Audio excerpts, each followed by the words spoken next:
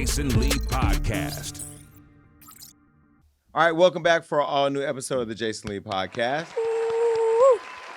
So you're going to be seeing fake applause for me here, but fake there, but it's just fake everywhere. But it all said right. Listen, I'm happy to be back in the saddle here at the Jason Lee Podcast. You know, we have so much going on. I have been busy traveling all over the country because, as you know, my work requires me to travel. But I'm happy to announce that I went back to my roots. And if you've been following me on social media, you know that I chose to get me a home in my hometown, because you can't call it a hometown if you don't have a home. And not only did I do that to continue the work of the Hollywood Cares Foundation, the I Am Ready initiative, and all the amazing work we've been doing for the youth out there in Stockton, I now am putting a flag down as a homeowner, as somebody who's out there going to get real active in the community, not just on the philanthropic side with the youth, but also get active as a city council member. Can I do an applause for that too? Mm-hmm. Applause. Now, the interesting thing is that a lot of you know me from Hollywood Unlocked and the Jason Lee Show and all my endeavors as an entrepreneur, because over the last 8 years, I have fed you some of the most meatiest stories, and you've sipped on the best tea.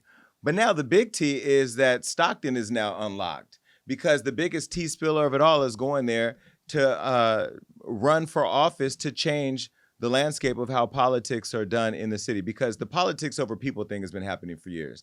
You know, as an entrepreneur, choosing to develop a platform where I can speak to people, millions of people, as you know, there are 6 million people in our ecosystem here at Hollywood Unlocked. I started out as a union organizer. I started out as somebody who was working every single day in the hospitals, helping healthcare workers fight for better patient standards, better wages, employee protections against bad employers. But more importantly, I was also a community activist and organizing around the Trayvon Martin campaign. Those of you that have been following for a long time, you know. My roots go deep. And when I think about what's been happening in Stockton, it's literally a reflection of cities all over the country where people who look like me, who lead people who look like you, somehow forget their responsibility and obligation. That happened in my hometown of Stockton, specifically on the South Side, District 6. So I feel like when it comes to civic engagement, if you really want to walk the talk, which is something that my union president used to say, don't talk the talk, you walk the talk. Whatever you say you want to see, do it. You know, don't wait for Superman. And I by no measure am Superman, but I do believe the superpower I have is transparency, honesty, accountability, and putting my money and my mind where my mouth is. And when I went back home, as I was recently to go and shoot some content, I went around looking at what South Stockton has become. You know, I drive through there going to families' houses, and I'm there all the time because, as you know, I've had a domicile there for a while.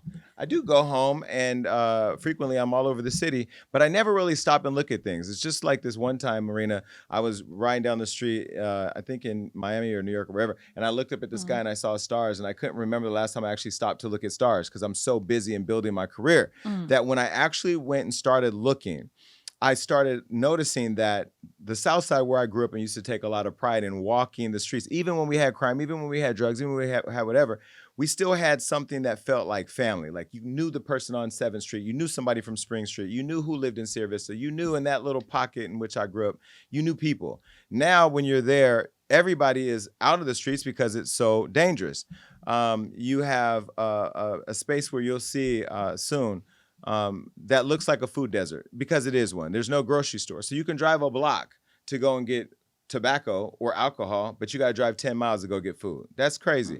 Then when you look at a park where there's a beautiful pool, big old beautiful pool, empty, been empty for years. Why?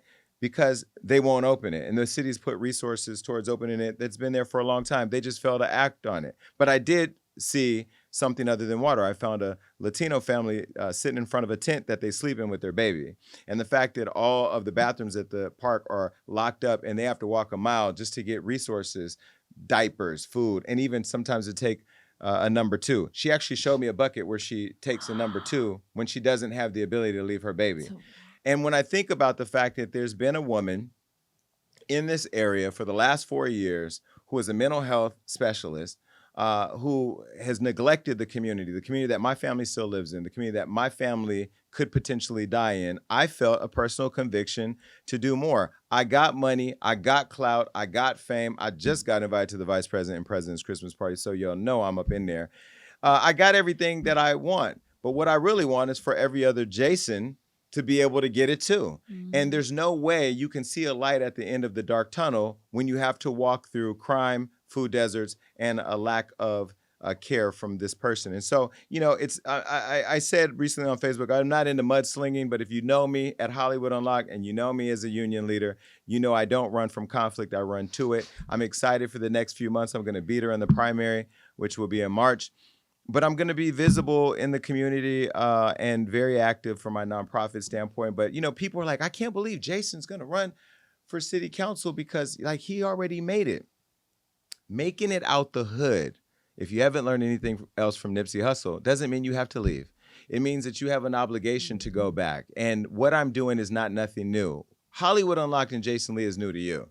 What I'm doing right now in the city is not new to everybody who's known me. So I welcome everybody in my wheelhouse to follow me on this journey. If you're not in Stockton, but you want to be a part of my campaign, share everything you see on social media. If you're a storyteller, write the stories.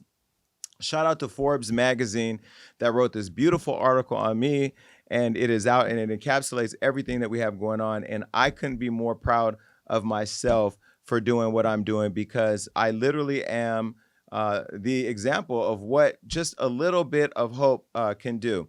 And I want to share this because I said I don't want to talk too much about my personal relationships anymore publicly. But today, I got a call from Queen Latifah. And Dana and I don't call her that, but for the audience, Dana and I talked about me running. And I said to her, you got to show up soon so I can give you your flowers, whether it's here, whether it's in Stockton, whether it's wherever. I need to be able to thank you for what you did because, you have told me I need to do for others what you did for me. And that is what I'm doing now. But she was so proud of me deciding to run. And she was so happy to hear that I've understood the assignment and that the power of my platform is bigger than just making a bunch of money. It gets very lonely when you make a bunch of money and you can't trust people. But when you make a lot of money and you can do good with it, why not? So you've been in the middle of me deciding to run for city council. What you think about it all?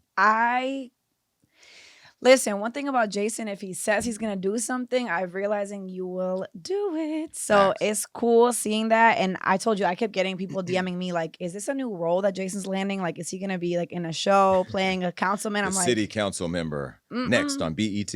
Nope. But you had a real headshot, real everything. Now you have a house. I'm so happy. I can't wait. I've never been to Stockton, so I really want to go and pull up. Well, we have lots of bedrooms because I'm rich.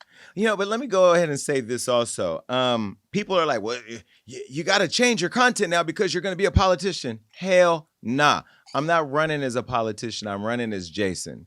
Yes, you're going to have to call me Councilmember Lee, and I'm going to have a little button, and I'm going to take my oath.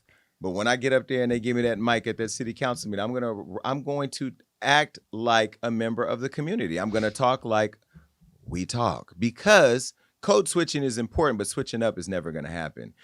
I don't have a problem sitting next to people who have shared interests, but I do have a problem sitting next to people who just want to be up there because in high school they were bullied for being a loser. And you can look at the Stockton City Council and see who I'm talking about. But anyway, let's move right along because I have a job to do and that's what you showed up for. It's time for the Tea with Jason Lee.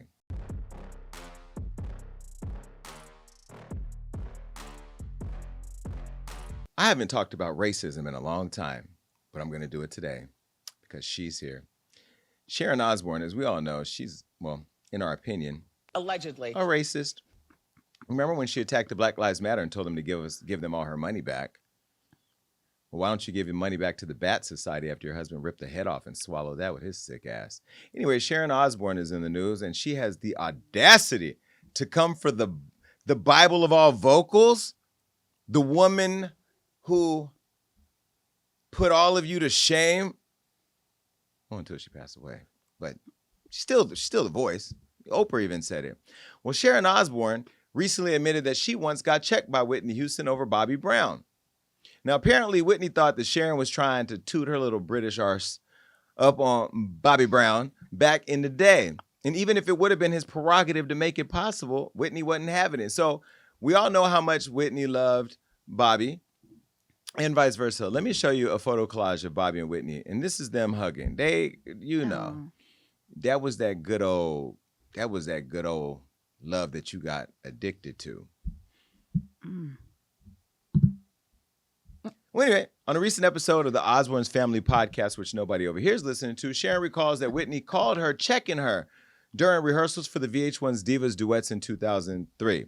Now, before I play this audio, let me also say I'm getting sick and tired of people talking about the dead. Because she's dead.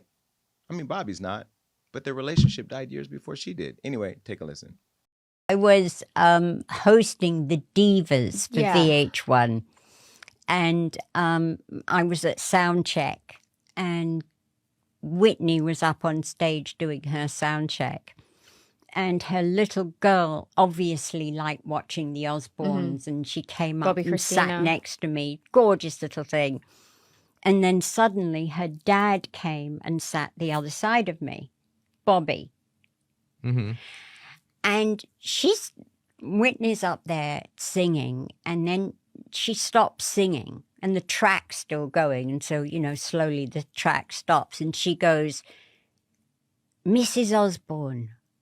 I'm like, "Are you trying to fuck my husband?"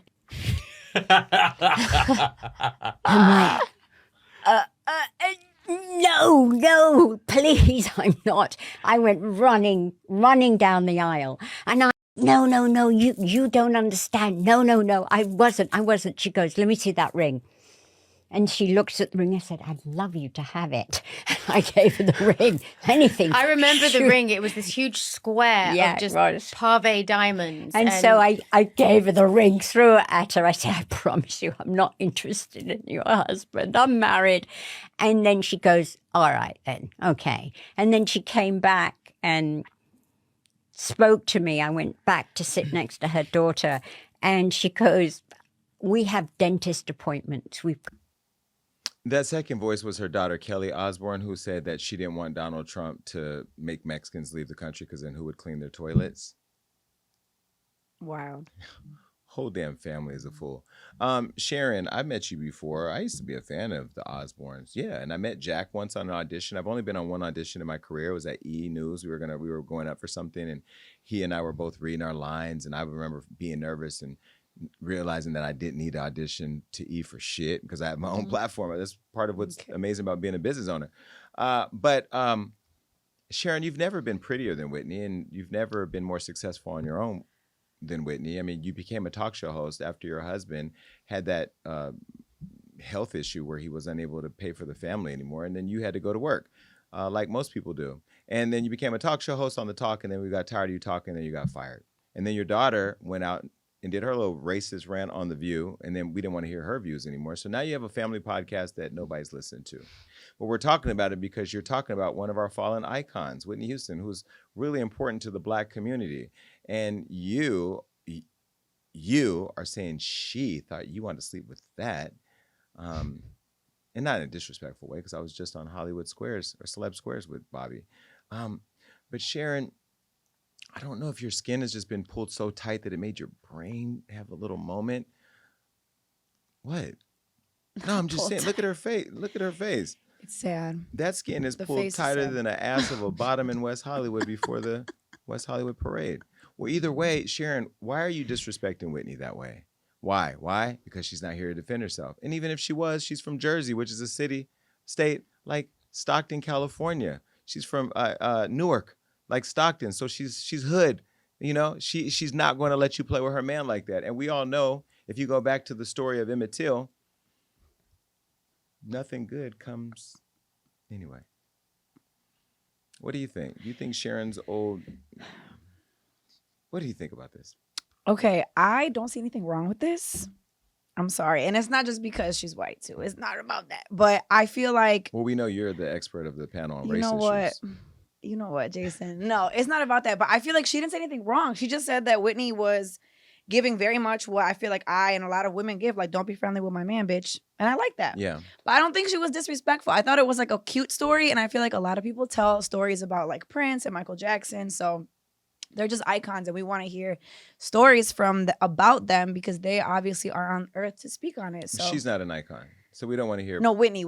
Yeah, okay. You know, like we want to hear stories about Whitney. Like, well, let me tell you a story about Whitney. The day before she died, she was with me, and she showed up, and she wasn't supposed to walk the red carpet, and she didn't want anybody to know that she was there. She just wanted to slide in and support Kelly Price, who owes me $900, by the way, and we had a back and forth moment, and then she not only walked the red carpet, but she went in and performed, and she gave us the last performance before she died the very next day. I didn't know she performed. That's why I'm telling you that story, because you can go look. It's on Hollywood Unlocked's YouTube channel, For the Love of R&B, or For the Love of Whitney, I think is what it is. But the reason why I say that is that's a story that makes Whitney Houston look good. That's a story that I can tell you how amazing she was that day. I can tell you how nice she was, how accommodating, how, she was pulling Ray J through the party.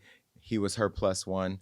And how nice she was to everybody, But those are stories that people don't want to tell about Whitney. They want to tell about when she was on crack and swag, cocaine, when she had an addiction, whether or not she got Bobby addicted first, where she was a lesbian. They want to tell all these bad stories to try to diminish her legacy because of how important she is to music and the culture. But now I'm not going to do that, because remember, we still protecting Black women, right? Or did y'all stop when Tory got locked up? I don't know. I don't want to hear it. I'd rather hear who her plastic surgeon was, or whether or not her daughter's allowed to go to Taco Bell after she said what she said about the Mexicans, and why you want the Black Lives Matter money back because you don't think Black Lives Matter no more. And did your husband give you an STD after you ate that bat? I mean, that shit we have questions about. Whether or not Whitney Houston wanted you to get off of her man, I mean, who cares? Maybe we blame you for the destruction of their lives, because maybe if you would have took her man from her. Anyway, you get what I'm saying? I do. But I thought it was a cool story. I don't think it was making her look crazy. No, we protecting Whitney at all costs. Period. By Sharon. Coi Leray. Now, she's saying she's never going to mention her daddy again. This is Benzino, her dad. Everybody knows Benzino is a hip-hop pioneer. He's been around for a long time. That's not age shaming. That's just a fact. Well, he's feeling some type of way about his daughter, Coi Leray, and Angie Martinez, the icon, pushing this false narrative about him being envious of Coi's success. Now, I don't really know all the success Coi has had outside of Girls Like Players Too, because that's the only song that I really know. And success is such a fluid word used in the industry these days. I guess if you go viral on TikTok every other week, that's success. Well, the two have had a rocky relationship in the past, and we already know they've been fighting online. There were jealousy claims, and Coi was feeling like her dad wasn't there for her. But as of late, things appeared to be going great. I think they even had a makeup moment, and Zeno's been supporting Coi as her star rises. And even as she gets into the rap beefs, he's been there to have her back. Well, now the beef has gotten even more meaty, because Angie Martinez dropped an interview with Coi from June, where she again speaks on her father allegedly, I'm gonna put that button right there, allegedly being jealous of her ongoing success and for going further than he did in his career. And this is what she told Angie. How does your father deal with the success? Because that's got to be triggering for him in a lot of ways too. Triggering, or maybe he's just proud. At first it was rocky because I felt like he couldn't handle my success. I felt like it did come from an envious place, which is okay because he's human and it's fine. But I felt like, he still wants, like, he's one of those people that feels like, I still have a story to tell. I still feel like I have to say something. Like, no, he's like, I have to say something. Like, he's one of those people like, let me at him. I mean, I don't really see anything wrong with that. Do you? But I mean, it must have drove Benzino crazy, because he posted this on social media. This has to be the most ridiculous shit I've ever had or heard in my entire life on this earth. How the fuck can be envious towards someone I raised, nurtured, provided for, influenced, and loved very dearly? This industry and the internet have completely messed up the minds of this young generation. And I'm tired of her pushing a false narrative about who I am and what I've done as a father. In my 40 years in hip hop, I've never ever seen an artist dog their parents out the way Coi does. And it's embarrassing and sad. And one last thing, Angie Martinez knows she doesn't like me, so she's just being manipulative and messy. They want me to crash out, but I've worked on myself so hard that I ain't going backwards for anything. But what I won't do is allow anyone to slander my name and push a false narrative on my reputation and who I am. I've shed too many blood, sweat, and tears, survived street wars and indictments. Nope, no more. Well, Benzino also called me. And he told me that he wanted to come on my show and talk about it, but we're in the West Coast, he's on the East Coast, and we couldn't do that. So he went and talked to other people, which we won't talk about here. But he did tell me that Coi even called him to press me. Yes, he told me Coi told him, I'll say allegedly, called him and told him to press me for the whole Blueface Chrisean information that I shared. And I was like kind of disappointed because that's how you get them RICO acts I'm trying to get as part of Nicki Minaj's Christmas tree present.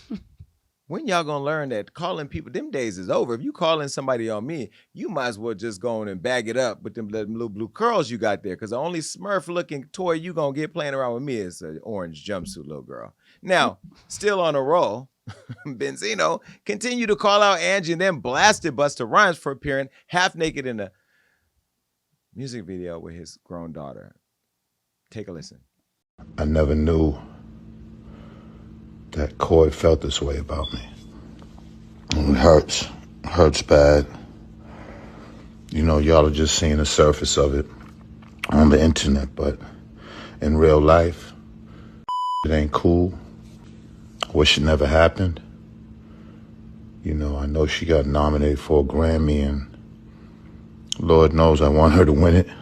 I supported Coi wanting to do music because that's all she's ever been around. She's only been around studios when she was doing music, and I wasn't necessarily with her being half naked on Instagram or talking about certain subjects she did in her music.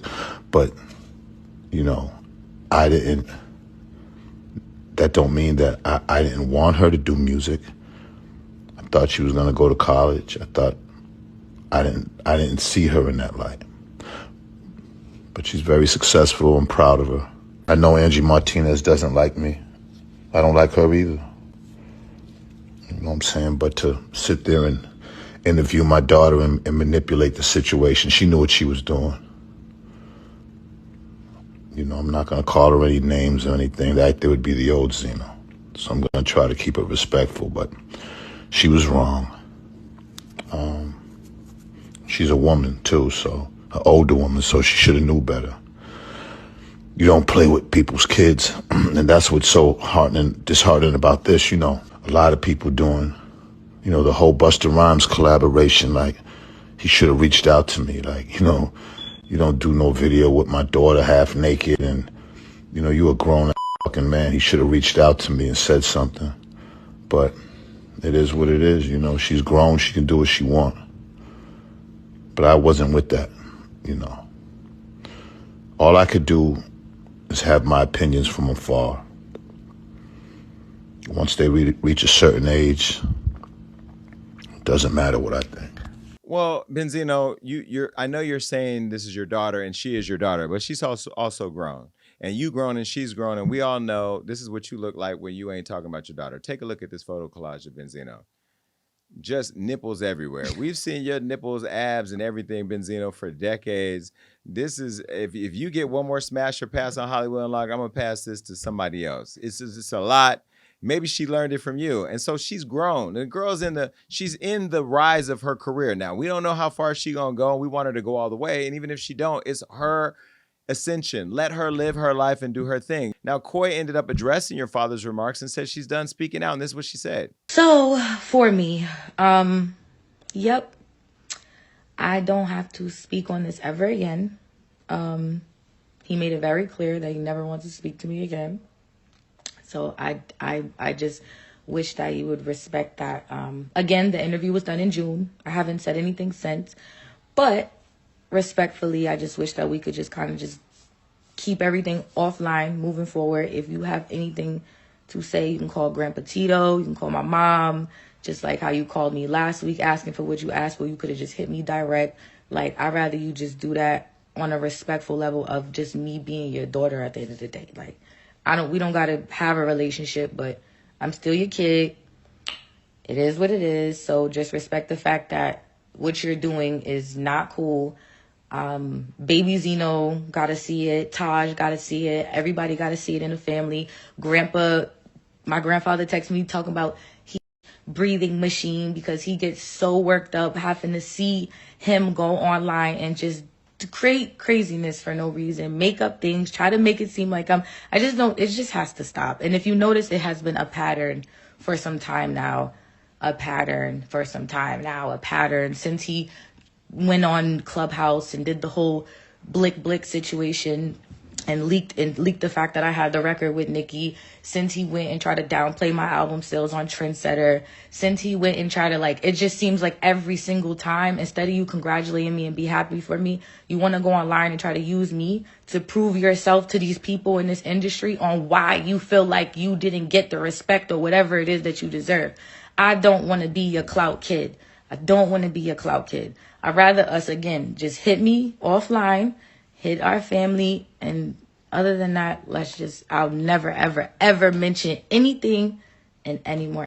This is the new era. Now we're back into Blueface, Chrisean, and Carlissa. You took the words out of my mouth because I'm like, how crazy is it that the one thing Coi's mad at you about is Blueface and they act the same, Blueface and Coi talking about their parents? Well, she ain't mad at Blueface. She mad at Chrisean because Chrisean threw that phone at her head. Which she says she allegedly. Let me do my job, okay? Thank you. Beyonce never asked Michelle for help on the mic. Well, Benzino got back at Coi, and this is what he said. And what I called you for, I called you for some money. I made you didn't make me. Right, I called Ray and everybody else. I'm supposed to. Who the fuck else am I supposed to call? What the fuck is the matter with this generation and you kids, man? Y'all are Angie knew what she was doing. She don't like me. Angela Yee knew what she was doing. She don't like me. But you had no problem with disrespecting the fucking man that brought you here. I had you. You didn't have me. My career, I did fucking things. Amazing things. I'm proud of what you're doing, but Coi, you ain't done this shit or made the money that I made. You couldn't walk in my fucking Adidas for an hour. How can you get on here and say that you're a clout? I'm using you for clout. Coi, your first record was disrespecting me. Your first record that Universal allowed was you disrespecting your father. In that narrative of me not being there and you had to come out and sell drugs and you had to overcome all these obstacles. No, you was bad. Your mother sent you down to live with me in Atlanta. You couldn't cope with that because I wasn't going for the shit that she goes for and went for. So I don't know if there was some anger because of that, but that's all how I knew to be a father. What I went through, like I represent a lot of in that town, in Roxbury and Dorchester. But I can't let you come on the internet and ruin my reputation.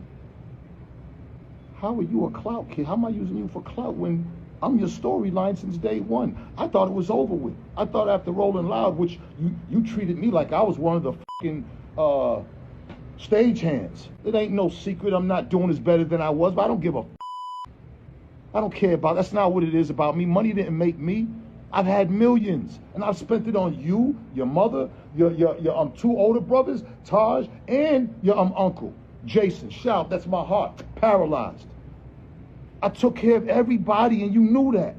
Since No More Parties, you've been using me as your storyline, and you still doing it. You talking about your truth, that's not your truth. I struggled, I sacrificed, I sold drugs so you didn't have to. And I know that sounds cliche-ish, but in this case, that's how it happened. And your mother's not gonna get on here and defend me because you take care of her. You tell me I've survived everything, but I'm gonna let my daughter take me down? It ain't gonna happen, CC. So either way, it's too much for me. I'm done. Are you done? Keep us out the group chat. Keep us out the group. We cannot afford to be in another group chat at Hollywood Unlocked because we're already in one.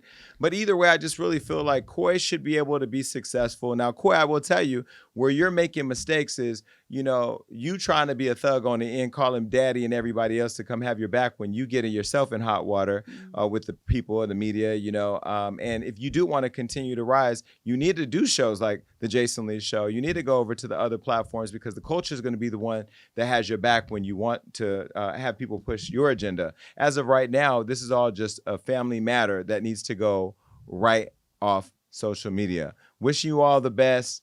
I'm sure we'll see both of your nipples soon. Bye. All right. Now, we all know.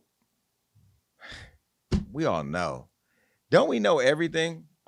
We tired of this too. Did you ever think you would know this much about Will and Jada? No. I never thought that Jada would go down this bad. Because people don't like her right now. You don't think so? I think They're Jada's on the tired. mend, but let's get into it, okay? Now, Will and Jada, as you know, Will dropped a autobiography some time ago. I forgot what it's called. Maybe it's A Will to Stand. I don't know. And then Jada, she recently just dropped one. Oh, it's called Will. It's called Will.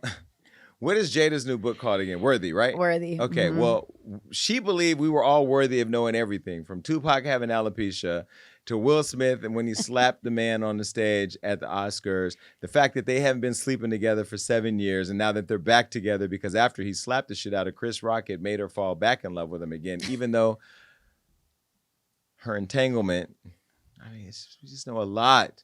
She did drugs with her son. She almost killed herself off the side of a cliff. Well, now there's a story out there that Duane Martin was pumping it up. Literally. Now, there's been rumors for years. By the way, I know Duane Martin, so I just want to be very clear. Duane, don't call me. And Tisha Campbell, don't call. Well, you can call me, but, tell me if I know what I'm talking about. There's been rumors for years, and they've been unconfirmed that Will Smith and Duane Martin Allegedly were humping around. What? You can laugh. No, I have. You can laugh. I have the visual that the guy, bent over, say he murdered it. Listen, there's been rumors for years. We've heard all these rumors, and we've heard that, even allegations allegedly that the reason why Duane Martin and Tisha Campbell didn't work out, besides the fact that there were financial issues and all that, was that his heart belonged to Big Willie. Okay? And we knew that they were business partners, but now there's conversation from the inside that they may have become closer than just friends. Just the two of us. Okay? We can make it if we try. Well, Will and his wife Jada Pinkett Smith and Duane met on the Fresh Prince of Bel-Air set back in 1993. They quickly formed a bromance. They even worked together on the sitcom All of Us, which Duane starred in. And Will and Jada created based on their relationship. Well, as rumors swirled, things hit the fan while he learned in 2018 that Will tried to save Duane from legal trouble with a $1.5 million loan, which was discovered after his wife, Tisha Campbell, filed for divorce after nearly 3 decades of marriage. Here's a picture of Tisha and Duane during happier times. Now, he looking like, ooh, she gonna find out about the money. Well, either way, this was them during happier times. Now, 6 years before Tisha and Duane's divorce, she actually addressed Will and Duane rumors. And this was a photo of Tisha's tweet on Will and Duane. Usually I ignore negativity, but I'm tired of the media attacking the Smiths. They are an amazing couple, and I wish people would stop perpetuating lies and leave them alone. She didn't say it wasn't true. She just said they were nice people, leave it alone. Well, she did say they were lies, but whatever. Despite all of the damage control throughout the years, the rumors kept on coming, including claims that Will and Duane took several vacations together, leaving their wives at home. Now, here's a photo of Will and Duane on vacation. Oh. I mean, I don't think he should have a Big Willie shirt on. Well, either way, they look like they were friends on a vacation. I got photos with me and my friends on vacation, and I may have my arm around 1, 2, or 3. It doesn't mean that, well, it could. Now, Jada's been keeping the news cycle spinning with her book, Worthy, and talking about it everywhere. Well, another character has now entered the conversation. And this man's name is Bilal. Now, he said that he's a former friend and assistant to Will, and also claims that he caught him with Duane. And this is what he said. I'm literally going to read what he said, and I'm going to let the camera do a split screen between me and Marina for reaction. I opened the door to Duane's dressing room, and that's when I see Duane having anal sex with Will. There was a couch, and Will was bent over the couch, and Duane was standing up, killing him, murdering him. It was murder in there.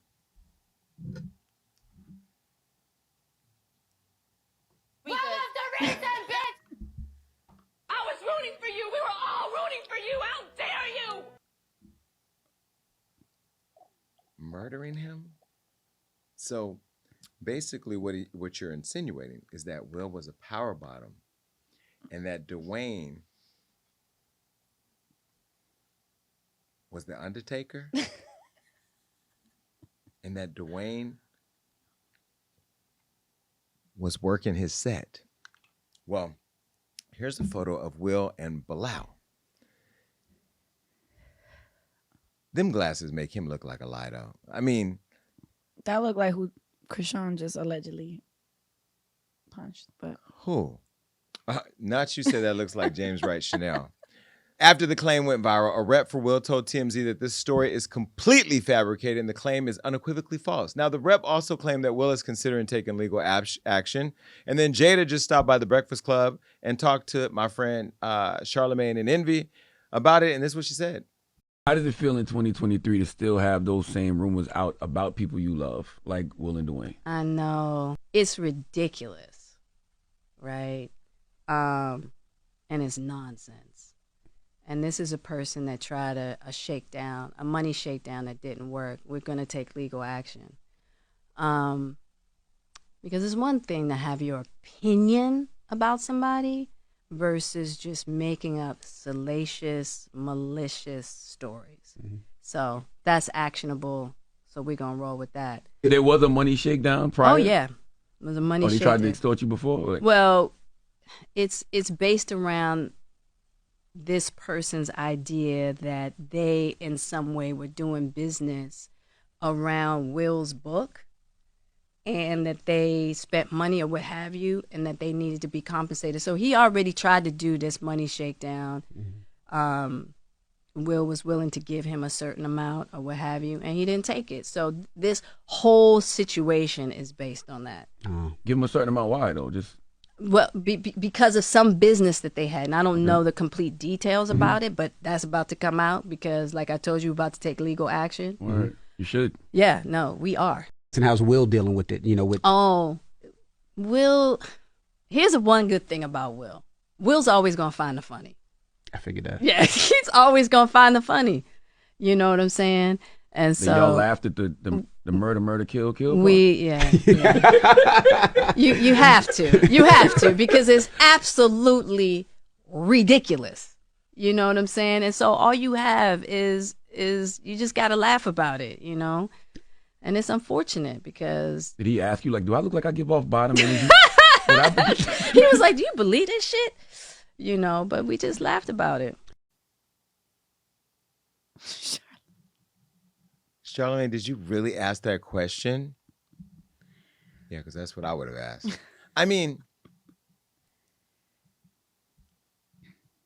we've all heard stuff. And this is the thing that I will say, right? Because I can't say, okay, let me break down a couple of things. In media, you cannot say things happen that you can't prove, right? Mm-hmm. So like if I say, Jada Pinkett is embarrassing Will Smith to the point to where he's going to crash out talking about alopecia and Tupac and this and that. That's stuff that she did I can talk about. Mm-hmm. But if I go and say that Will Smith and Duane Martin were on a road trip and stopped in Taco Bell and he just chalupaed his asshole, right, there's no proof of that. Even if he did. Even if he wrapped that thing in a chimichanga and, you know, you can't prove it. So you have to be careful. And I think in this scenario, this person that told this story told it on a platform with a trash bag that we all know has been sued and lost for housing lies and spewing lies, right? We all know that where that person went is not a credible source. And we know that person has had a legal history with being sued for and losing a lawsuit for lying to say an incident happened that they have no proof of. So it's questionable. And I think that in this case, you know, Jada knows that she has all the right boundaries to say that they've never done anything. That said, the rumors are getting louder and louder and louder because you're saying publicly that you want to have these memoirs and these conversations about real life moments with you and Will Smith, but people are still talking about things that they've heard happen. And unless you have a video of Will bent over a couch getting murdered. Getting murdered is so graphic.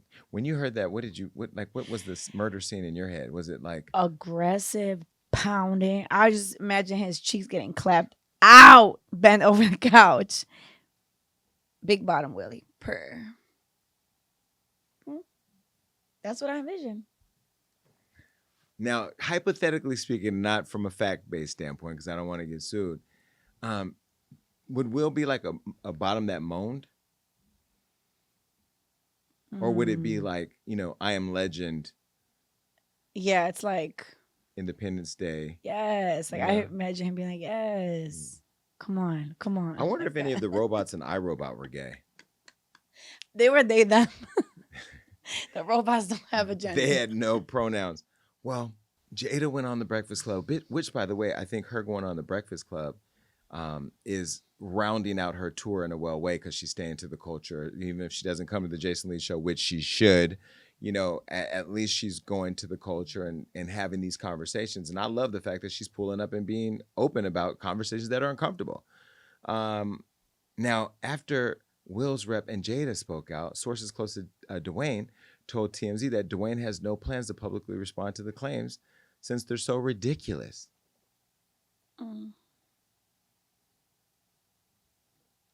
I love a good bottom that don't talk when they ain't supposed to. Well, he's the top in this situation, right? Exactly. Mm-hmm. Well, I'll tell you who else is on top of this, Cardi B. Not in the way you're thinking. She's speaking out in defense of the salacious sex claims against Will. And this is what Cardi said.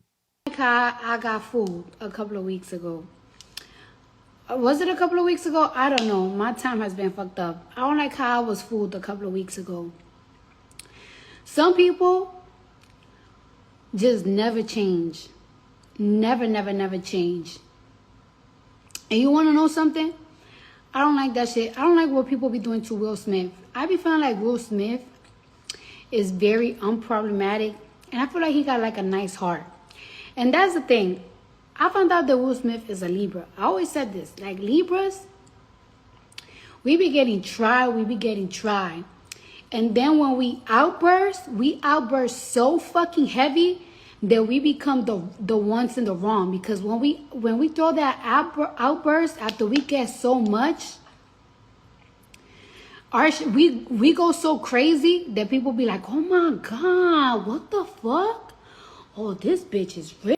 We go so crazy that people be like, oh my God, what the fuck? Oh, this bitch is really crazy. Oh, this nigga is fucking crazy for real. And I feel like y'all doing that to Will Smith. And I don't like that some people never fucking change.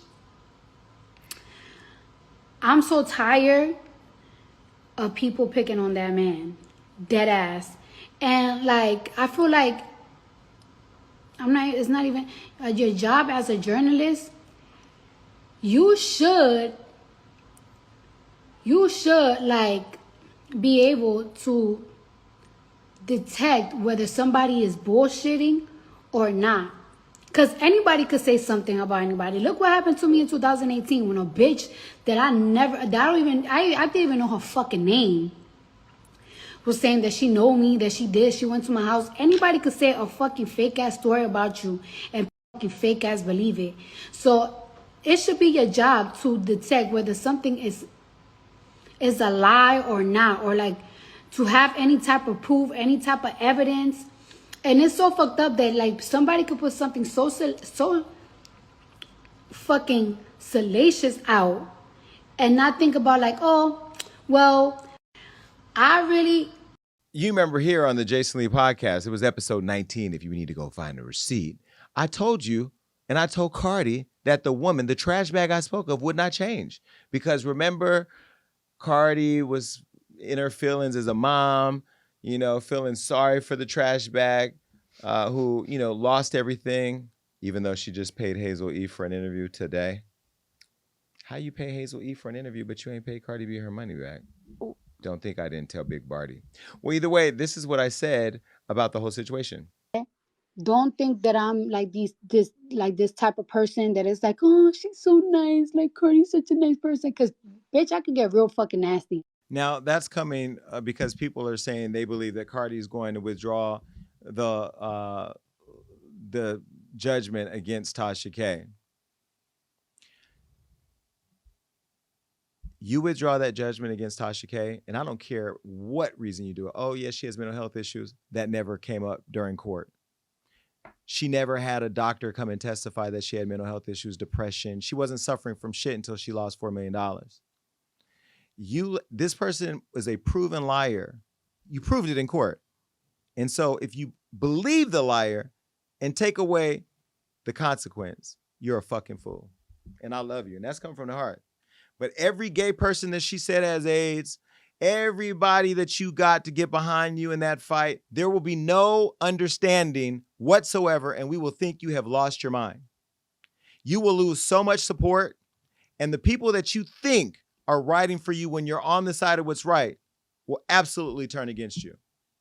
I won't be able to stand in support of that because we invested as a person of the media who had to defend you when you went after somebody that has free speech, who used free speech, abused it. For people who rode for you when you went through the ups and downs, privately and publicly, with her. Your husband, who's having a phenomenal rollout of his project right now, who had to endure being labeled somebody that wasn't the father of his own child. Your child for having to endure rumors before they were even grown enough to understand what rumors meant, that they had an STD. And your father, who you've protected on camera from fans or people attacking him, being labeled a pedophile. I'm sorry. Ain't no therapy Charlemagne has had that would make me see the light at the end of that tunnel. And you don't have to have hate in your heart to forgive somebody. You can forgive somebody. And if you want to forgive her for her stuff and wish her a well-being, great. But removing the lawsuit, lifting that, what do you get from it? You will lose everything from that. Mark my words. Do what you want. Not my lawsuit. Not my lawsuit. But we'll be covering, we'll be talking about it. I never lie. I never lie. I never lie. And that's my opinion. I stand on it. And I'm glad that Barty, got out of her feelings, trying to show love to a trash bag. And now I hope that Jada Pinkett Smith does the right job in finishing it off. Because I also feel like, that trash was housed on a platform that still has not been held accountable, that they know this person is a very toxic, lying creator. Not to mention there's allegations that the trash bag coerced somebody into lying about a man raping them. Oh yeah, that story may come out soon. Well, let me show you who I'm standing with. Take a look at this picture. Big Willie. All right, enough of that. Bye. This show is too much. My girl Keke is in the news, and she's calling her baby daddy, Darius, allegedly abusive. Now, Keke and her son's father, Darius Jackson, set the internet on fire. I don't know where you've been, but last week, baby, we were all glued in watching what was happening, especially when Radar Online broke the news in photos, shocking everybody, that she filed for full custody of their 8-month-old son, Leotis. Now, here's a photo of the family during happier times. This is the mom, the dad, and cute little baby. Well, this photo wasn't enough to keep them together because Keke and Darius had quietly been on and off for years and then popped out exclusively when Leo was born in February. 5 months later in July, we saw things get rocky when Usher serenaded Keke at the concert, sparking a questionable response from Darius, and this is what he said. We live in a generation where a man of the family doesn't want the wife and mother to his kids to showcase booty cheeks to please others, and he gets told how much of a hater he is. This is my family and my representation. I have standards and morals. To what I believe, I rest my case. Well, Darius left social media after that, and Keke was outside. And we thought that they had broke up. I even text Keke, thinking of you. Then a month later, they popped back into our lives, celebrating Keke's birthday in late August. And she told us to mind our own business, even though we tried to, until she filed for divorce. And now here we are. And she filed for full custody and a restraining order. Now, in the restraining order, the T, did you get into this, T? You haven't been following it? I have, but not into the restraining order. She filed this restraining order against Darius, and in the filing, Keke said that on November 5th, which is my sister's good old birthday, Darius trespassed into her home without her knowledge or consent and threatened her and lunged after her, throwing her over a couch and stealing her phone. And that she also alleged that there were many, many other instances of physical violence that included him destroying her personal property, throwing her belongings into the street, like her car keys to prevent her from leaving, which is holding somebody hostage, which is a big crime. He spewed profanities about her in front of their son, hit her in front of their son. I'm going to say it, allegedly. Allegedly. And even threatened to kill herself with a gun if she ever left him. Now, Keke included several screenshots of the alleged abuse. Now, here's some of the photos. These were posted everywhere. You could see Keke on the ground and him being over her. The photos went viral. And then Darius, of course, went to social media and he posted this. I love you, son. See you soon. Ew. Why you say that? It's just so weird. Like, you are the perpetrator, not the victim, weirdo. Well, let's say. Allegedly. Allegedly, in all fairness, because we don't know. We know. Keke would never. We rise at dawn for Keke.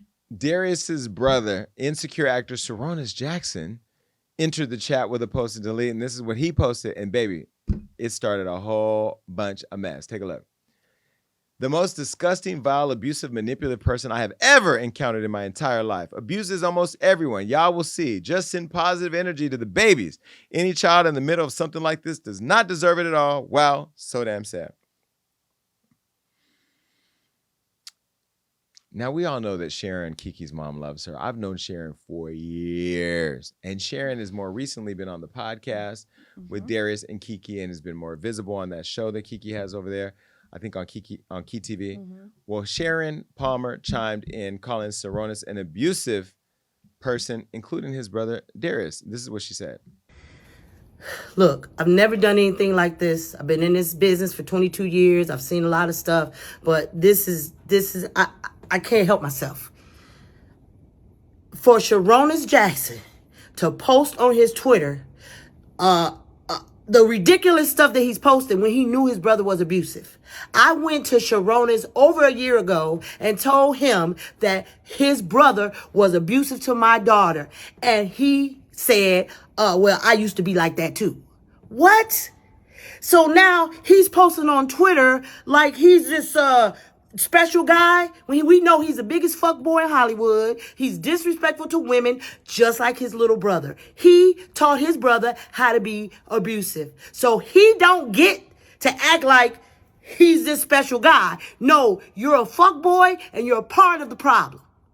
Sarunas denied Sharon's claims, and then he went and said that all the threats she made against his family would soon be made public. But before that happened, Sarunas' tea got spilled, and his closets came falling all the way out the closet when his daughter's mother, what? And his insecure co-star Dominique Perry spoke out. This is what Dominique, well, there's a photo. Let me show you a photo of Dominique and Sarunas first, and the daughter. This is them during happier times. Well, Dominique, she took to her Instagram about Keke's situation and said that she too will be, quote, vindicated in God's timing. This is what she said. I'm not reading all that, but just take a look. We need to get Jeopardy music. Okay, read that, okay? But basically, she said that she's not at the highest level of her platform yet, but that she too will be fine and vindicated, which means one day her story will be told. Probably on Lifetime or in a Stars project. Well, either way, the next day, we learned that Sarunas was embroiled in his own bitter custody battle with Dominique, also alleging that he's been emotionally volatile and intimidating. Now, like his older brother, Darius denies all abuse claims, and sources close to him said that things went left when he went to Keke's house to pick up his son, and the son wasn't there. And as Keke fought Darius, her mom was on the phone, and she eventually had this to say. You motherfucker. Where's my baby? And you better watch out. You might get a bullet in your motherfucker, you motherfucker. Period. Why you say that? Because she's from Chicago too. I love Mama Sharon. Yeah, but Chicago has the highest murder rate. So Well- Chicago's not the best example for why this comment was wrong or not problematic. It's sorry. Well, listen, we're getting all of this in bits and pieces, right? Like, let me play both sides here, even though, it's not the popular thing to do. We're seeing the mom and Keke, who are very revered and respected in the industry, come out and say one thing, and it's very hard to go against Keke because the thing about Keke, what you see is what you get. On the other hand, we're not there to know what either are getting, and we don't know what's happening with Darius and Keke and the baby and the mamas, because all the mamas are sounding off. Well, people close to Darius and Keke, a source then said that Darius and Keke started fighting over her phone, which is what we see in the photo, which is a screenshot. We don't get to see it begin or end, so we don't know how it happened. That's where Keke was laid over the couch. But then the text between Darius's mother and Keke's mother dropped on social media, and then now here we are back in another family group chat. Take a look. So the mom, Darius's mom, is saying, "Hi, Sharon, how are you? I've tried not to get involved in my son's personal business, but I heard that you are going to put a bullet in my son's head. Well, then now we have to involve the authorities because you don't respect or value yourself, and I can see not my son's life. You might have to kill all of us. I will file a police report on you." She said, Keke's mom, Sharon, said, "Please do not contact me with this ridiculous childish behavior. Your son choked his own sister. Deal with his anger issues. If he attacks my daughter in her own home where she pays the bills, he is trespassing and anything can happen, so he should stay away. You should be very ashamed to have raised a man who fights women." Well, baby, I don't have the buzzer, the boxing bells, which we need to, but gloves are off. The mamas are fighting. They're fighting. The brother's in it. Now his ex-girlfriend, baby mama's in there. And here we are in another family text group chat that we don't want to be a part of. Now, Ms. Sharon is threatening legal action after Darius recorded her without her consent, which in California is illegal. Both parties can't live in California and secretly record somebody because I tried to do that before my attorney told me they can't. Yeah, of course. I mean, somebody trying me, of course I'm gonna record them. Well, now Keke's been granted sole custody of the son, plus a temporary restraining order against Darius, who was ordered to give his handgun up as well and keep 100 yards from Keke and their son. Look, what I will say is that nothing good is going to come out of this. I did text Keke because that's who I know. I don't know Darius. I've met him a few times, but I just text her to see how she is. Keke is really beloved in the industry, and she's not problematic. You don't see her getting caught up in a whole bunch of mess, and we all know that relationships do get really dicey. You remember on the show, the Jason Lee show, she said that he was an Aquarius, and at that point, we said Aquarius men are problematic, and clearly we were right. From our opinion and where they are right now. Not to say that he did anything or not, but I mean, he's an Aquarius, so more likely he did. And the sad part now is that she was giving advice to Chrisean about how to deal with Blueface when she was dealing with her own mess. So maybe she was speaking from a personal perspective because she needed a community to talk about this with. I don't know. Sarunas speaking up for his brother. I know he was trying to be a good big brother, but damn, now your mess is out there too. And now you're going to be looking insecure when I see you because you're going to know I know your team. But you also remember Sarunas, his brother, was defending Keke and all other women against Trey Songz when the whole Trey Songz tea got spilled because Sarunas says he knows a lot of the girls and he doesn't like Trey because Trey hurts women. But so does his brother. Allegedly. And so does he. Allegedly. It's the projecting for me. Would you want to see Sharon and their mom on a Zeus Network show? I want to see her beat his ass. Why? Because like I hate when people try to play victim and they are the problem. And Keke has been how long has she been in the industry? She said over 20 years. I know, for a long time. We've never heard anything bad about her or any like problems. She is an unproblematic queen, a mother, and this loser gonna try to drag her. I don't like that. You're nothing. You're Keke Palmer's baby daddy. And not the other way around. Well, you're also Sarunas Jackson's brother. No one even knows who he is. But is that all his fault? Because that's who Keke chose. And you know what's crazy is when Keke came to the Steve Harvey show, like in 2019, he was like, I'm trying to give you game. Like, I don't like your taste in guys. And he was like, I'm trying to hook you up. And she was like, no, I like somebody who's just out the way, quiet. I don't like somebody famous. Uncle Steve was trying to help Keke. I mean, well, he's not quiet now. Yeah, this is just going to get messy. And there's a kid involved, and that's the crazy part. And you know what? Darius now has a platform, so he can talk about her anytime he wants, and it's going to end up online because she gave him the platform. They do anything for clout. This is so sad and embarrassing. I do want to see that video, though. I think screenshots can be manipulated. I'm not saying that Keke did that, but seeing a screenshot of somebody laying over a couch doesn't show me anything other than that. I need to see the full thing. I want to see, why was she laying over the couch? What did he take from her? Was he trying to leave? Because some women, when you're trying to leave, they're trying to hold on to your feet and all that. I don't know if that was the case. But either way, damn, Darius, you messed up, bro. I just hope that everything is going to be okay with Keke and Kid. Because ultimately, we love you, Keke. Darius, if you have an anger issue, please get help. Because this ain't a good look. And I hope that you don't do anything to yourself. You know, he did, there's threats that he would kill himself, allegedly, not to say that he's going to do it. But, I mean, we don't want to see that either. Because nothing good comes out of him hurting himself and leaving his child behind without a father. Or Keke staying in a relationship that's domestically violent. Damn, Keke, that face is beat. And damn, Darius, you were cute. I can't look at you the same. Goodbye. Didn't you just say people would do anything for clout? Mm-hmm. And I stand by it. Chrisean, this is our Chrisean right here, and this is our Tamar. Now, I'm telling you right now, let me go ahead and set this up by being very clear. Somebody's going to be mad because I'm just going to do my job and say what I think.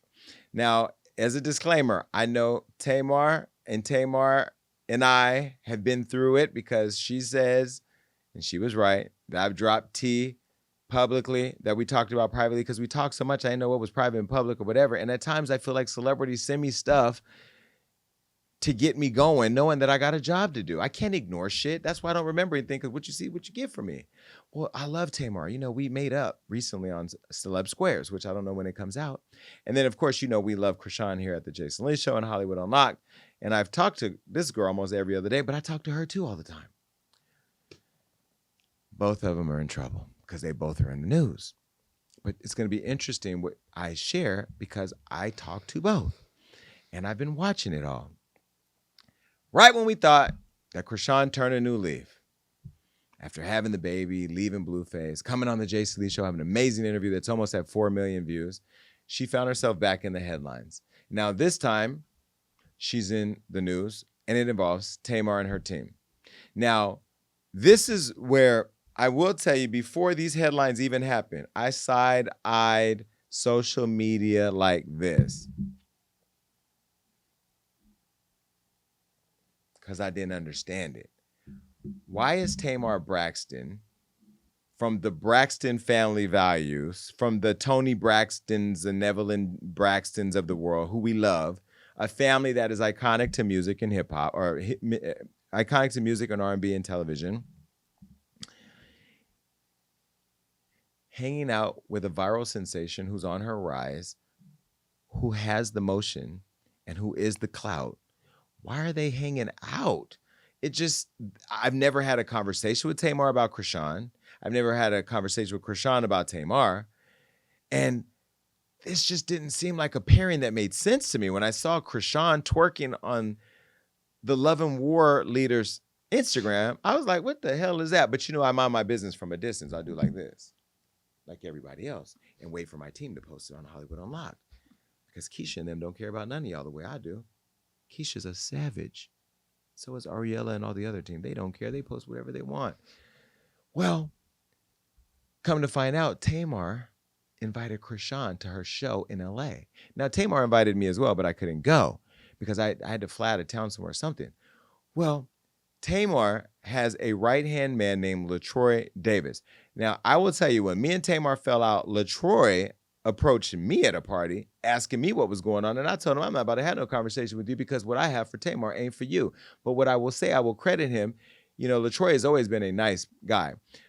He was sticking up for his friend. And I love that about that. When you have a celebrity who's in this business, getting attacked or going through things, you want to have people that you know you can count on who are going to have your back. And LaTroy, I will tell you, is her right hand. He's even the person responsible for booking her on the Jason Lee show. And by the way, Tamar, I'm going to give you your flowers because you became the most booked and canceled guest on my show.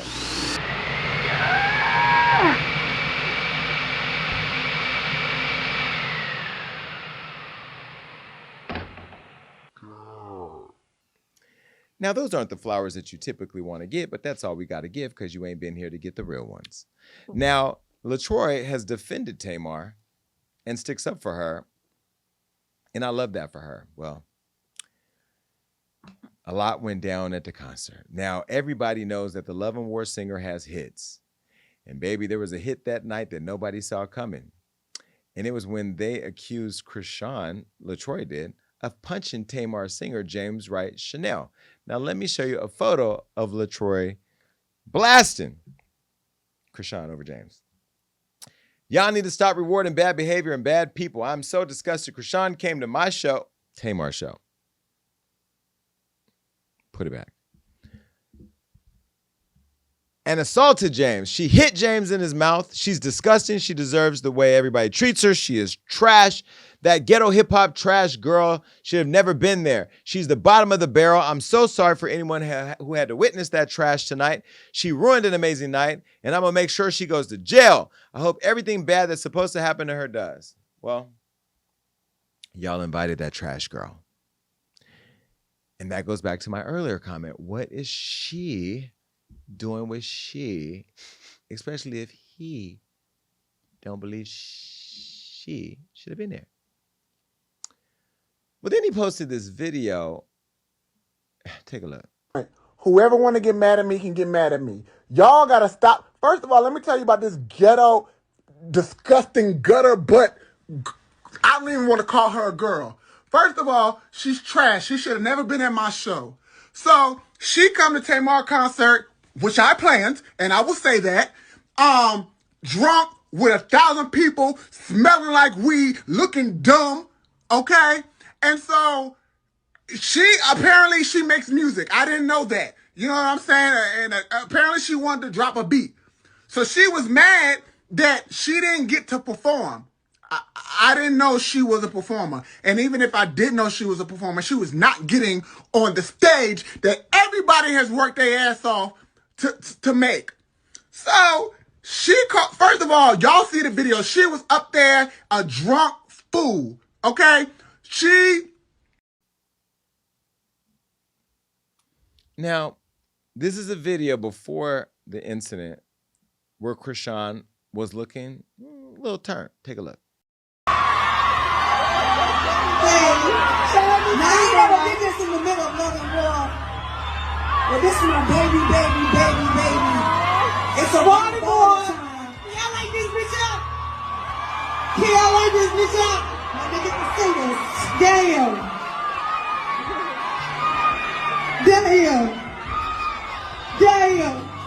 So where the lights at? Can you turn the bitches off? Light this bitch up. Hi, the light. Hi, how you doing? Yeah. Shit. Bye. Stay bars who they are. Tamar Braxton, what are you talking about? Whoa. Yeah. It's only 4 of y'all. We need more. Like, what are you? Like, all right, I want you to forget. Yeah, Chris. Whoa. Oh, yeah. Chrisean was being Chrisean. She showed up being exactly who y'all knew You invited, don't you think? I mean, that's Chrisean. Mm-hmm.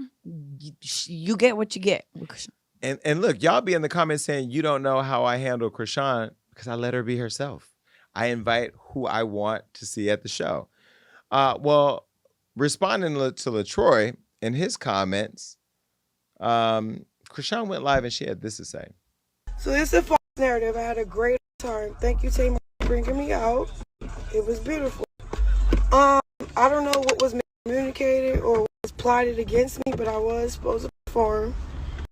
So I'm just like, I don't know. The more famous I get, the more tricky this shit get. Like, usually when I get invited out to perform at a show, I let you say, like, oh yeah, okay, you're gonna perform after this set, blah blah, like Sexy Red, Glorilla, like, not like that, but I've been brought out before and I know how it goes a certain way. I did have a team there, but it wasn't like it was in her room together. I went alone and stuff, so yeah, you saw how I was on live. I was by myself. I wasn't with my team. My team was outside waiting, just waiting till, I don't know, it was time to work, you know? So that's what that happened. All this other false narrative saying this happened, she did that.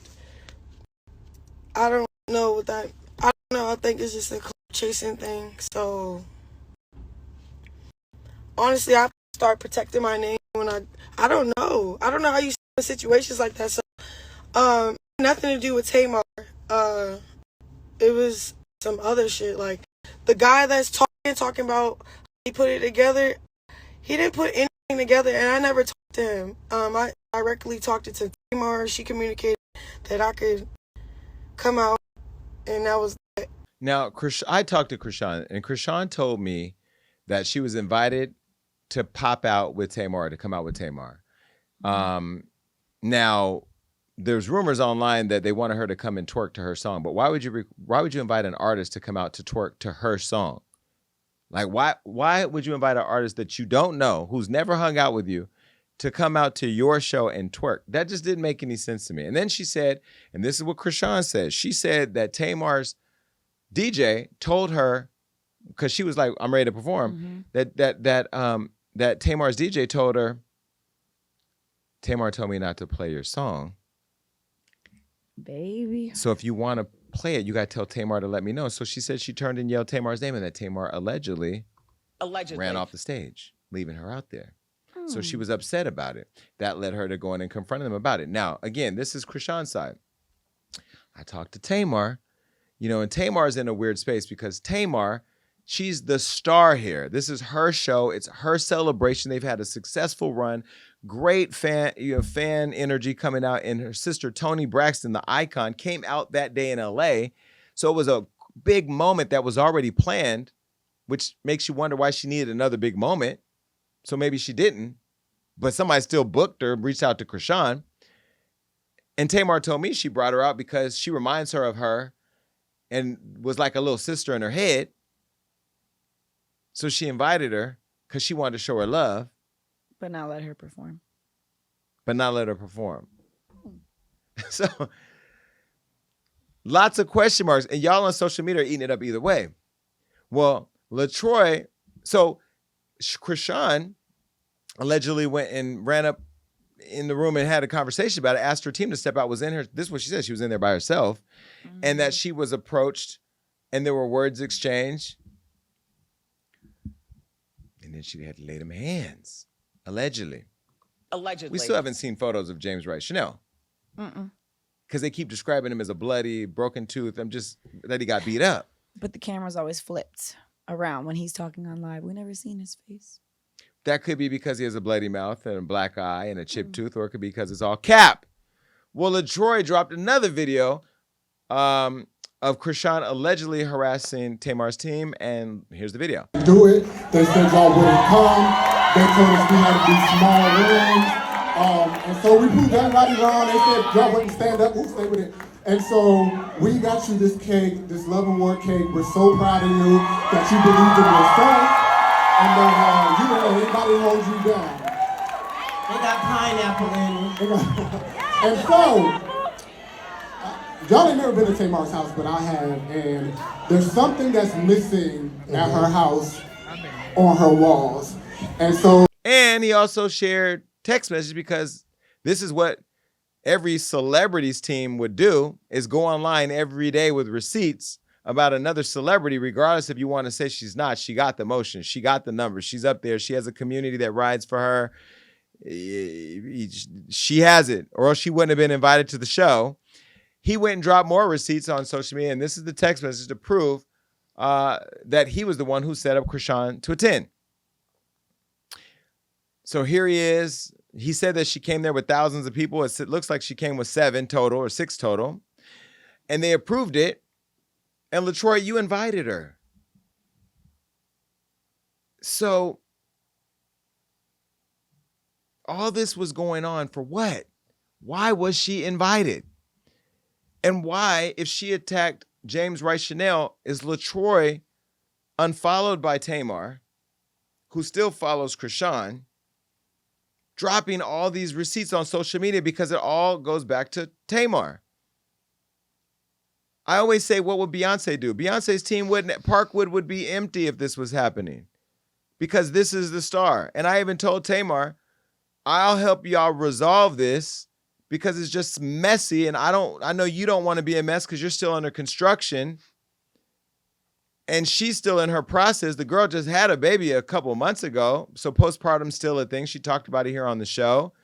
She's trying to find her way all on her own. This didn't help. Chrisean said that it was too much and she was going on a social media break. Then Tamar broke her silence when she was on a break. And this is what Tamar finally said about what happened. Take a look.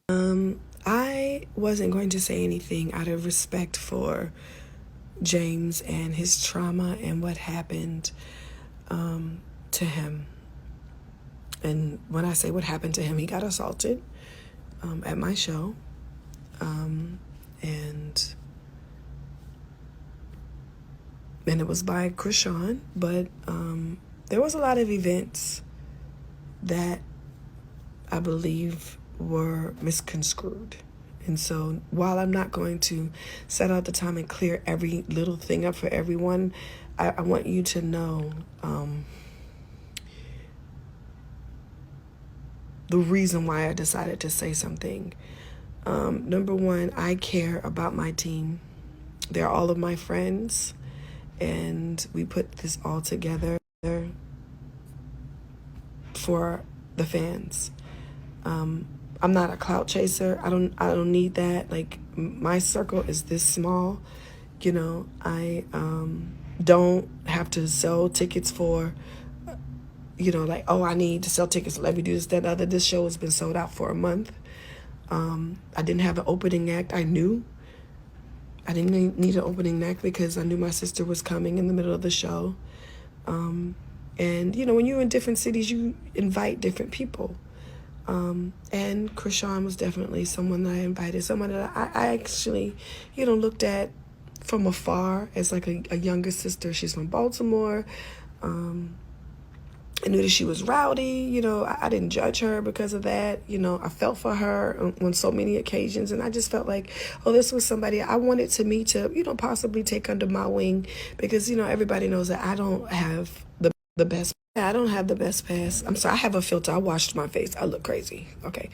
And in my journey of being a better person, I wanted people to, accept me for the new person that I was. And the only way that they could do that is if I was given an opportunity. And so that's really all it was. I didn't call her and be like, oh, come on and perform at my show. I already knew Tony was planning to perform here at this LA show. She had sent me her number a while ago on a DM, and I reached out to her. Like I said before, like we all have, Chrisean is like a little sister to all of us, watching her and then watch her make mistakes. We want to help. And this is what this Love and War tour has been about. I have called several girls that I didn't know Drew Sidora. I didn't know Tiffany Evans. I didn't know any of them. Well, Tamar also said that James was at the dentist getting his allegedly new teeth fixed. And he did prove that at the dentist. Take a look. Assumptions and how people feel and what people think they know. I am at the dentist. It have to be fixed, and that's what's happening right now. So don't get online saying what didn't happen, it didn't happen. And no, I'm not going to show my face. My face is beat. If you guys see my face, you would be pissed off. My face it's toe up. So right now, I have to get teeth fixed. That's so I'm not gonna show my face, but I will show that I'm at the dentist right now, getting my teeth fixed. Okay, so enough with everybody's lying and all that. Enough with that stuff. And I know I was told don't get on live, but I just hate when people have assumptions and they say what they want to say. So, yeah, here we are on live. And like I said, I'm getting my teeth fixed. I was attacked for no reason. The anger of... We want to be pissed off. We want to see your face. We saw your face when you were singing them song about the patty pies. And James, you know, we love you. James, you know I love you. James, you know, you're a Keke, you and LaTroy. The gays gonna support you if they see your face, but it's the fact that we don't see your face, but we see LaTroy's face every day on social media bashing Chrisean. LaTroy has taken the reign of this thing, and in spite of everything, and despite whatever she says, because Tamar is not in control of this at all. I don't know. It was her idea to bring her out, or it was Troy's idea to bring her out, and then this all went left. Imagine if Mary J. Blige would have come out and an altercation happened between Mary and LaTroy. They wouldn't be speaking on Mary J. Blige because Tamar and her whole family would be under fire. If Beyonce came to the show because she wanted to see Beyonce, and y'all said something to Beyonce and Beyonce slapped one of you, it'd be a Renaissance celebration. But because it's Chrisean, that dirty hip-hop gutter trash that you invited to your show, who was somewhere, probably should have been minding her business with her baby, who had no business being there with Tamar, she's easy to attack and she's easy to address. Yet there's no video, no photos, no nothing. James could have been getting a dental cleaning. Not saying you were, but I need to see a receipt. Post the photos. We need to see a chipped tooth, busted lips, and a side of grits. Because that's what it is. That's what it gives. Well, Tamar and James's responses caused Chrisean to briefly break her social detox, and then she dragged Tamar and her whole team. Take a look. They lying about legal action. No, did not press no fucking charges. Here's the thing. Why were there He no... didn't press no charges. Why were there no police on the scene? No, it's not even that. The bitch ass nigga didn't have nothing on his face. She said, if I win, why didn't he show his face? You. If you lose, I tickle you. He showed the dentist. He showed everything. But here's the thing. No, niggas ain't touching. If that was the DJ had all the music, Chrisean already had the mic. There's videos now circulating all over YouTube where we were already prepared to perform. It's cool. Man, they need that for their career. It's not cool. Because they don't have one. It's all right. Suck my dick, nigga. Go ahead and try to press charges that you can't press. Go ahead and try to file a lawsuit that you can't even file a lawsuit on. You know why? Because I'm that bitch and I'm covered, bro. Covered by God, bro. That's real shit. So everybody that got something to say about it, suck my shit. I swear to God. Y'all already sucking it. Fuck, y'all sucking it too much. I had to take it away. Fuck that. Real shit. Nigga, keep up with why I'm in Atlanta, nigga. Now y'all gonna see how I'm supposed to get brought out. Because that shit was foolish. It's gonna shit on that. Fuck that. Fuck her. Fuck that. Fuck all that shit. Because it's the thing about it, bro. I'm genuine, my nigga. So a lot of people take this Baltimore shit. Man, y'all know what the fuck y'all trying to do with me. Stop trying to act like it's me. Everybody know what the fuck they doing. They old as shit know what the fuck they doing. Y'all all dried up know what the fuck y'all doing, bro. So, all right, when I come back to the IG, I'm only fucking with myself and my son. Straight up. Yeah. And then when I drop my account back, I'm dropping, nigga. And I'm gonna pop my shit on that verse, nigga. Fuck out of here. Y'all got me fucked up. Oh, you have mine? And it's cool. Oh, do you know? You try to embarrass me publicly, like, I deserve that. That's cool. That's real cool. That's real cool. Be safe. That's all I got to say. You over there fake crying. Be safe. Be safe. Tamar's tour manager, Rob Hatcher, who's a friend, then broke things down for everyone once and for all. Take a look. Tamar was trying to figure out why didn't Chrisean go out during the twerk session? And she's looking at me and I'm like, I don't know. Like, Chrisean, I don't know why she didn't go out. So Chrisean breaks down and starts crying. And I felt bad. And the Holy Ghost in me, because I it everywhere with me, I began to give her a hug and everything like that because I like Chrisean. I like her. And, you know, and I was like, I don't want to see nobody with their feelings hurt, or I don't want nobody feeling some sort of way because there was a big line of miscommunication that took place. So I began to try to comfort her and hug her and be like, no, don't cry because it's not that, you know what I'm saying? Nobody was trying to, I don't want you to feel no sort of way. And this was just in the dressing room. And this was me, Chrisean, and Tamar. David and Mooney come in. They both do makeup. Mooney is a choreographer and he also does makeup. Mooney was saying Chrisean was not on the side of the stage. At this point, Chrisean is like, yes, I was on the side of the stage. I was there. And I was like, okay, and I'm trying to calm everybody down. Just let's do this, a peaceful conversation because Chrisean is upset. She's very upset. And I'm like, okay, I get it. Like, a few more talking. And then James comes in the room. So at this point, it's me, Chrisean, David, Mooney, Tamar, James. James comes in the room and notices that Chrisean is upset. By the mirror, Chrisean is on the right-hand side. James is right next to her. He was consoling her. And I was literally right next to James. And Tamar asking James, well, what happened? Why didn't Chrisean go out there during the twerk session? And James said, we was looking for her on the side of the stage and she was not on the side of the stage. And Chrisean got very upset and she was like, I was on the side of the stage. I was there. Where else would I go, man? You lying, like that's cap. I was on the side of the stage. James said, no, you wasn't. We caught for you there. Chrisean said, say I wasn't there one more time. Say I wasn't there on the side of the stage one more time. James was like, I'm telling you, we was calling you and you bop, bop, bop, bop. I'm like, oh shit. Literally happened just like that. And here I am, like,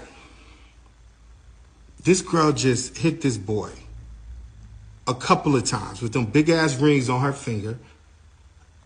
And I'm just like, no, this is not happening. I walked out of the room and I called the police. So in the video that she just made and said, well, why wasn't the police there? Why wasn't this there?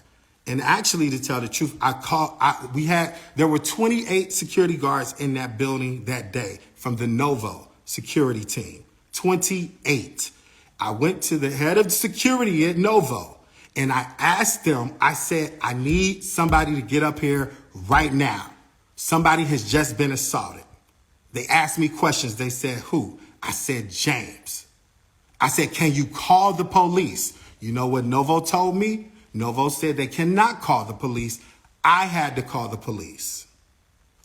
I went and called 911. You can call 911 or public records. You can call 911. You can check the records. Right after immediately happened, I called 911. It took the police over 2 hours to get to the Novo. I was not leaving until the police came. The police did come. A police report was reported. This whole incident is horrific. It's crazy. Meanwhile, Tamar and Tommy got into it. Tommy must have been somewhere sipping on a mojito because, baby, she went to social media and started beefing with Tommy after she seemingly suggested that Tamar use Chrisean to go viral and sell out shows. So Tamar quickly shut that down. Take a look.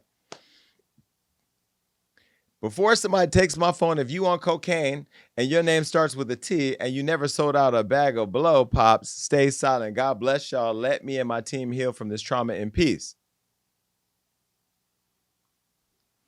Then Tommy clapped back and said this. God addressed me for it to hit, Muppet baby. Nothing the bitch say apply to me, so I don't be moved at all. I can't even ask a question without hoes getting in a frenzy. Don't flatter yourself, mama. Be glad I noticed. Well, Tamar dragged Tommy over the Muppet comment. Take a look.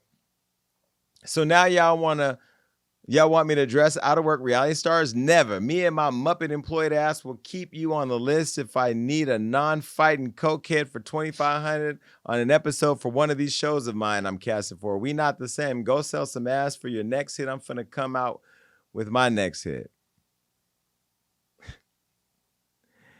And then, here's some tweets.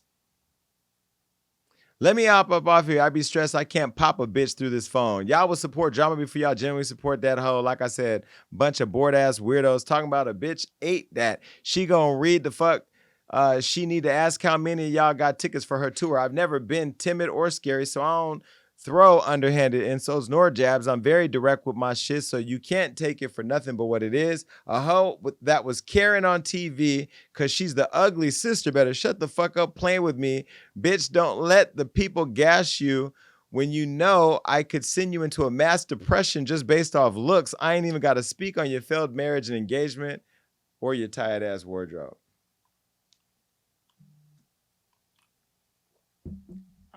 I'm just reporting the news. Oof. Academics had something to say, and it wasn't about Saucy Santana, because Saucy said he gonna fuck him when he see him.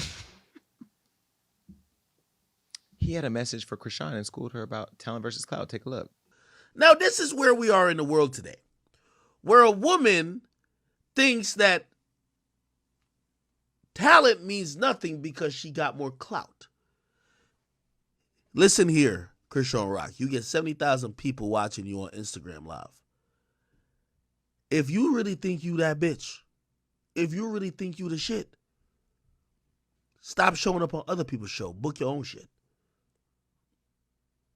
Stop trying to be a part of somebody else's show. Do your own thing. Because Tamar Braxton is booking shows, and I just looked at her tour now. She just added some new dates, and they're all sold out. It don't say somebody else is coming out.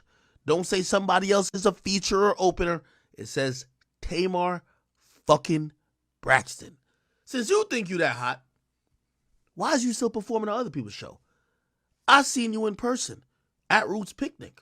We were all in that big ass tent. You probably didn't see me because you were walking with that big ass gut.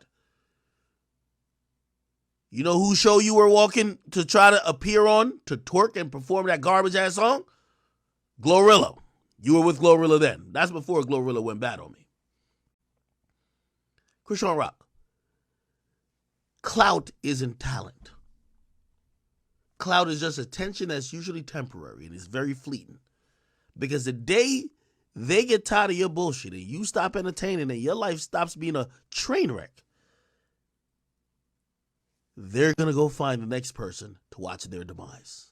When you hit rock bottom, when you can't go any lower, when you're pretty much tapped out, they're going to move to someone else. So when I hear you keep talking about Tamar Braxton, and it's not about Tamar, it's about any artist using you for your clout. Nigga, shut the fuck up about your clout. Throw a concert your fucking self. What do you make of this?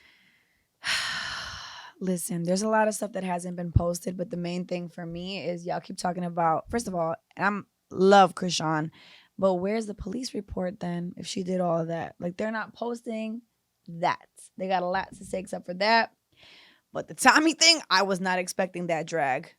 Listen. She dragged Tamar for filth. I mean, you know, I don't understand why all these people who are involved, because it really should be between these two and James. If James was hit, it's James' issue to deal with. If there's no police report filed, and Chrisean is clearly flying around, she just did the Cam Newton podcast. She's not going to jail, or she's not in jail.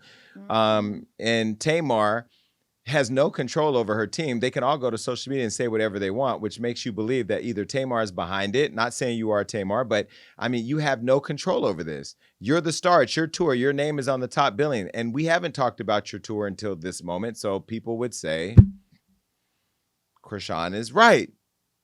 But it doesn't take away from the success that Tamar has because Tamar is the star. She just don't have a star on the wall at the Jason Lee show because she ain't showed up for no interviews. And something Vlad said during the interview stuck with me when I thought about this story today. He said, no matter how many favors you do for celebrities, if they promise you that they're going to do an interview, they're not going to show up.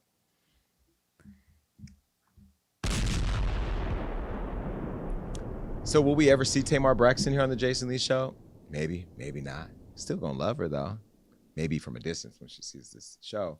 Because people that I know don't like me having opinions about them. Shout out to Cardi, who saw the podcast, and we talked about her motherly heart and how she felt about the trash bag. You know, honesty is what it is. And in this industry, there's not enough for it. I called Tamar and Chrisean just as somebody trying to resolve it. And then I gave up when I realized that this star had no control over her team. There are more tweets and more posts and more videos. Just today, LaTroy said he's afraid that Chrisean's fans are going to kill him. If something happens to him, like, you know, let everybody know. I feel like at this point you're dragging it because you're feeling the clout and you're feeling the energy and acknowledgement that you probably don't have outside of internal conversations. I pray that this goes away. I love Chrisean in a weird way. I'm watching her in her process and I wish the best. And I love Tamar. And, you know, in all fairness, though, Chrisean has showed up twice and you haven't. Almost at 4 million views, by the way. All right, that's it. Now it's time for my favorite part of the show. It's thoughts and prayers.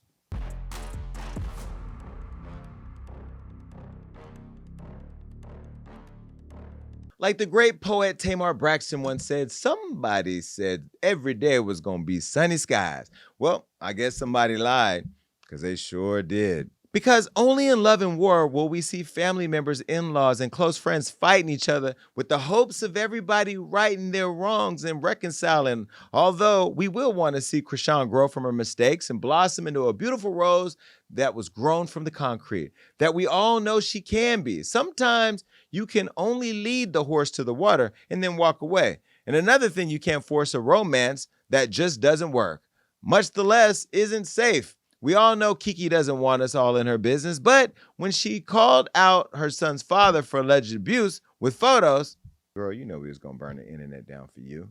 Keke has always been unproblematic and always felt like our little cousin. So it's no wonder that the internet was ready to go for war.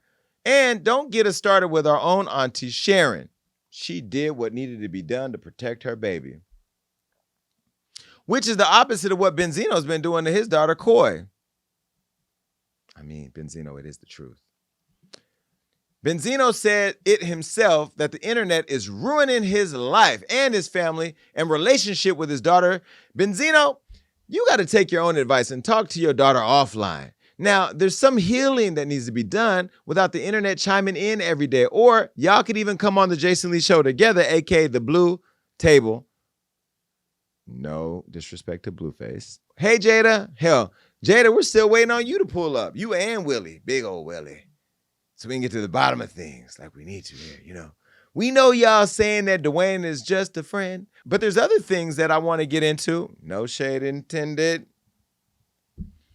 I know y'all got some more secrets that you haven't shared than you probably haven't even published in those books. But like Whitney asked herself before checking Sharon, how will I know unless I ask? Or unless y'all pull up to the damn show. That is all I have for you today. Make sure you're following me everywhere on social media and you're following the Jason Lee Show. If you missed this last episode with Carlissa Saffold, let me just show you a clip. And this is a moment that none of us can get out of our minds. Take a look. You had said before that you weren't in a rush to see Chrisean Jr., but I got a call from Chrisean today that said you went over there to go see the kid. The kid? And she said you the baby. And she said you showed up with all these cameras and wanted to turn it into a show thing. As soon as she said no cameras, I said no problem. I've always said she could always call me if she needs something or whatever the case may be. So that was my way of showing them that I will pull up for him, now, 9, whenever she's ready. You know what I'm saying? And I've sent her so many messages on Instagram. I sent her doctors, what can we do? I'll help pay for it. But in regards to him, like when I saw that, people don't realize I took a whole day and just sat in my car. I sat in the car for a whole day just researching, looking it up, jumped right into mommy mode. Yes, that flipped me out and I wasn't ready.